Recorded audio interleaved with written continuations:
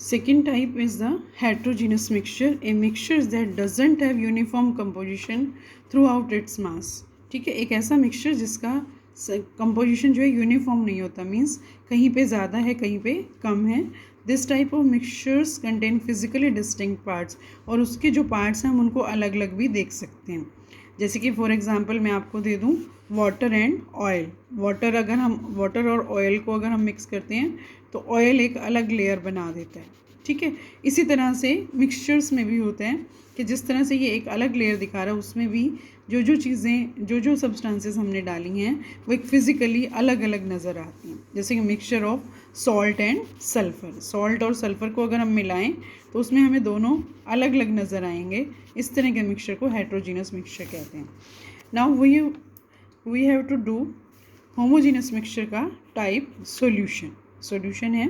ठीक है, solution is a homogeneous mixture of two और more chemically non reactive substance. Non reactive means जो आपस में रिएक्शन नहीं करेंगे, आपस में मिलके कोई उनमें केमिकल रिएक्शन नहीं होगी. इस तरह के सब्सटेंस को नॉन रिएक्टिव सब्सटेंस कहते हैं. और एक होमोजीनस मिक्सचर वैसा ही सॉल्यूशन है जिसमें दो या दो से ज़्यादा केमिकली नॉन रिएक्टिव सब्सटेंसेस को मिक्स करते हैं. जैसे कि एग्जांपल है शुगर प्लस वाटर, या मैंने अभी आपको सॉल्ट प्लस वाटर भी एक होमोजीनस मिक्सचर का एग्जांपल है, सॉल्यूशन का एग्जांपल है. ठीक है, इसमें हमारे पास आ जाएगा salty water.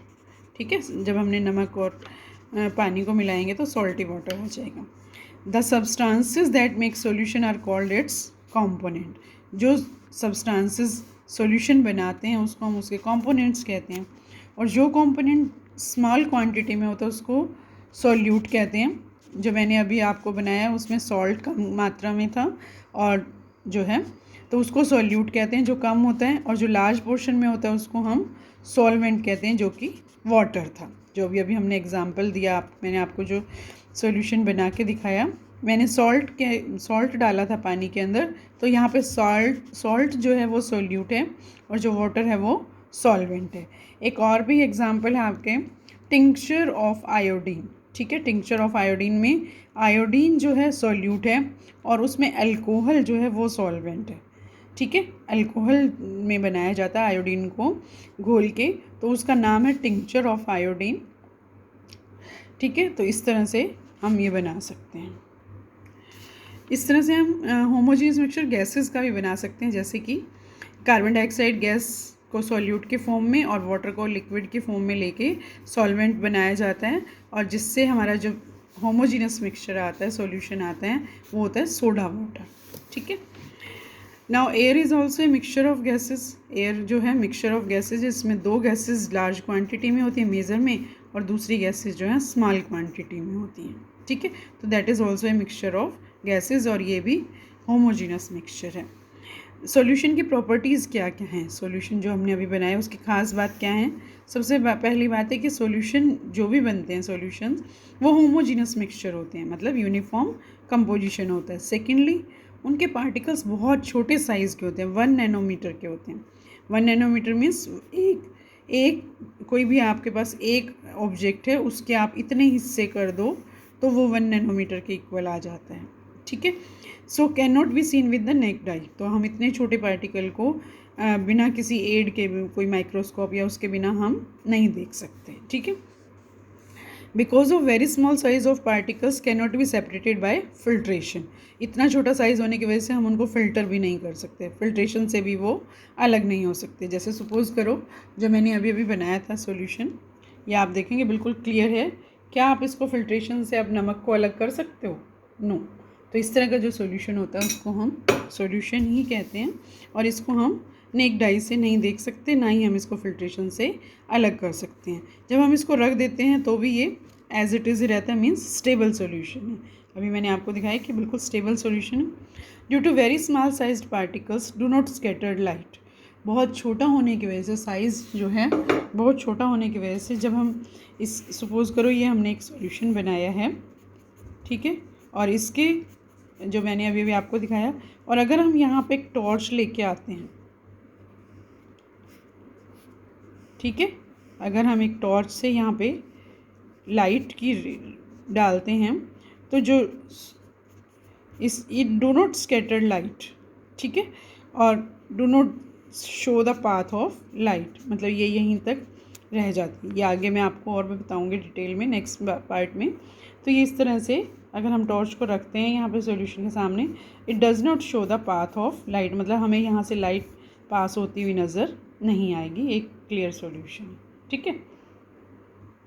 What is the concentration of solution. अब हम सॉल्यूशन की बात करें तो उसमें कंसंट्रेशन क्या है, relative proportion of solute and solvent can be understood by the term concentration. जितना हमने सॉल्यूट उसमें ऐड किया है और कितना सॉल्वेंट है, ये हम उसको कहेंगे कंसंट्रेशन ऑफ सॉल्यूशन से हम समझ सकते हैं। If A solution is large portion of solute, अगर सॉल्यूशन में लार्ज क्वांटिटी सॉल्यूट की है और स्मॉल पोर्शन सॉल्वेंट का है, जैसे अभी अभी हमने वाटर और सॉल्ट और वाटर लिया है। ठीक है, इसमें अगर सॉल्ट की क्वांटिटी ज़्यादा होती और वाटर की क्वांटिटी कम होती तब हम इसको कंसनट्रेटेड सॉल्यूशन कहते हैं। ठीक है। सेकंड ऑप्शन में क्या है, if A solution is large portion of solvent, अगर इसमें वाटर ज़्यादा होता और सॉल्ट कम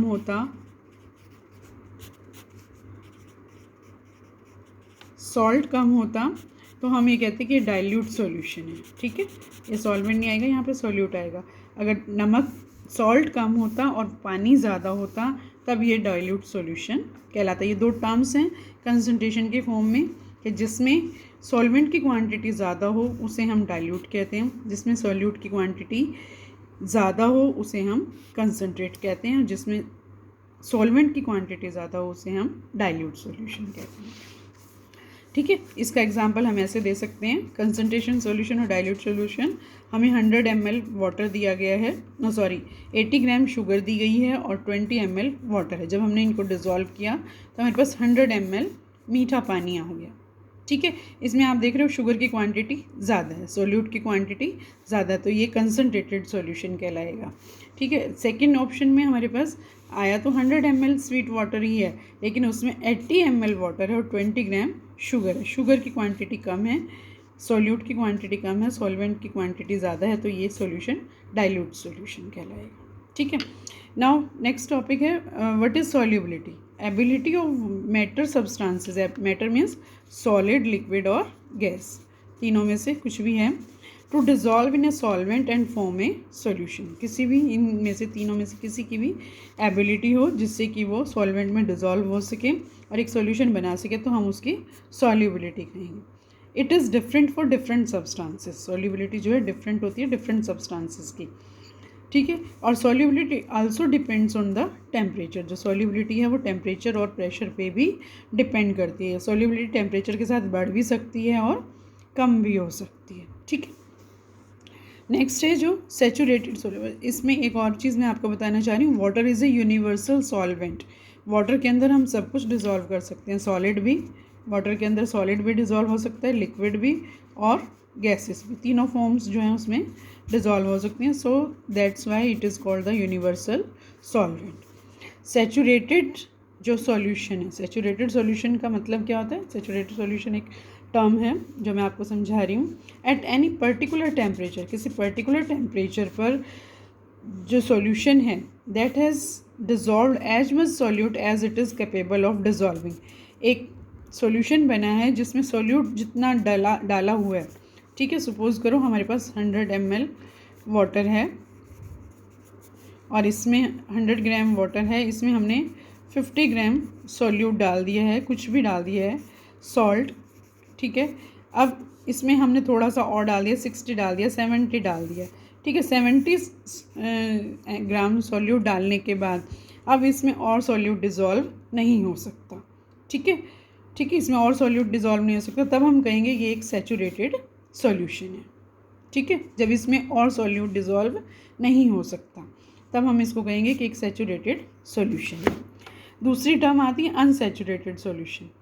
अगर if the amount of solute has not reach the level of saturation, हमने सॉल्यूट उसमें डाला है लेकिन अभी उसमें और कैपेसिटी है कि और सॉल्यूट को वो डिज़ोल्व कर सकता है, तो ऐसे सॉल्यूशन को हम अनसैचुरेटेड सॉल्यूशन कहते हैं। ठीक है, सपोज़ करो हमने 80 ग्राम शुगर ली है 100 ग्राम वाटर में, लेकिन अभी भी इसमें और शुगर डिज़ोल्व हो सकती है, तो ऐसे सॉल्यूशन को हम अनसैचुरेटेड सॉल्यूशन डिफरेंट सब्सटेंसेस है different solubilities in given solvent at same temperature.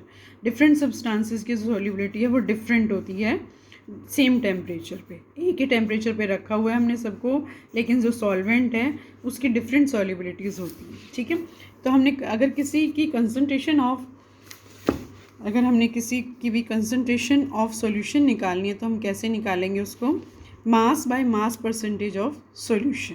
ठीक है, mass by mass percentage of solution में हम कैसे निकालेंगे, mass of solute upon mass of solution into 100। Mass of solution कैसे निकालेंगे, जितना हमें सॉल्यूट दिया हुआ है और जितना हमें सॉल्वेंट दिया हुआ है उन दोनों को अगर हम ऐड कर दें तो हमारे पास मास ऑफ सॉल्यूशन आ जाएगा।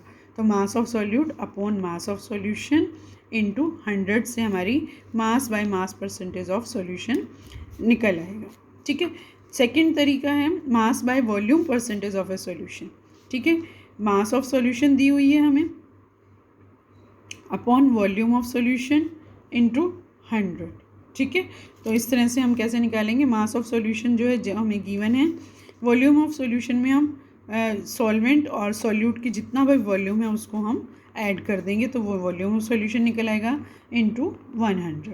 तो मैं आपको एक न्यूमेरिकल बताने लगी हूँ।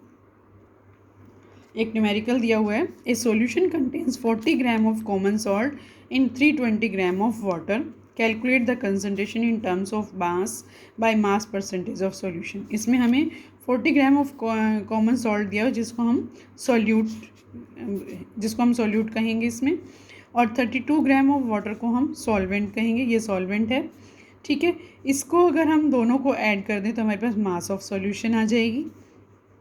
मास ऑफ सॉल्यूशन जो है मास परसेंटेज ऑफ सॉल्यूशन आएगा, ये मास परसेंटेज ऑफ सॉल्यूशन निकालनी थी हमने, mass of solute upon mass of solution into 100। तो हमने ये दोनों को प्लस किया था तो ये 360 आ जाएगा यहाँ पे, 140 अपॉन 360 इंटू 100। इसको जब हमने सिंप्लीफाई किया, ठीक है, 1 से 1 0 गई, 4 से 4 9 जा 36, 4 10 जा 10, 10 को मल्टीप्लाई किया 100 अपॉन 9 और इसको सिंप्लीफाई किया जब हमने 11.1% आ गया। एक और एग्जांपल है, to make a saturated solution 30 gram of sodium chloride is dissolved in 100 gram of water at that temperature, find its concentration at this temperature. ठीक है, मास ऑफ सोडियम क्लोराइड को हमने सॉल्यूट है, it is 36 gram, mass of water जो solvent है वो 100 ग्राम है। Mass of solution हम निकाल लेंगे, mass of solute plus mass of solvent 36 gram plus 100 gram 136 gram. Now concentration of the solution, mass of solute upon mass of solution into 100, 36 upon 136 into 100 it is. इसको मैं simplify करके बताती हूँ आपको, 4 से करेंगे, 4 9 जा 36, 4 3 जा 12, 4 9 जा 3 से अगेन 3 3 जा 13, ये आ जाएगा 300 अपॉन 13। जब हमने इसको सिंप्लीफाई किया तो हमारे पास आया 26.47% जो ये हमारा आंसर है।